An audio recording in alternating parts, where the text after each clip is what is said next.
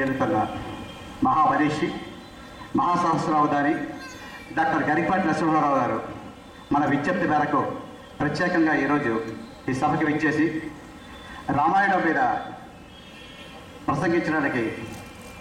అంగీకరించి మనందరికీ రామాయణపు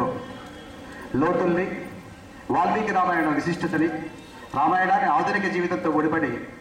ఎట్లా మనం అన్వయించుకోవాలి అనే దాన్ని విశదీకరించడానికి అంగీకరించిన ఆయనకి శతదా సహస్ర కృతజ్ఞతలు తెలియజేస్తూ, నేడు ఈ బాలల రామాయణం అని మన మిత్రుడు శ్రీ పంతులు రాధాకృష్ణ గారు రచించారు. ఆ పుస్తకావిష్కరణ సభ ఒక 15 నిమిషాల్లో ముగుస్తుంది. తరంతరం శ్రీ డాక్టర్ గరికపాటి నరసింహారావు గారి ఉపన్యాసం మనందరం ఆస్వాదించి జన్మ తరింపు చేసుకునే దాంట్లో భాగంగా ఇదొక మహత్తరమైన అవకాశంగా భావిస్తూ ఈనాటి ఈ సాహిత్య సభ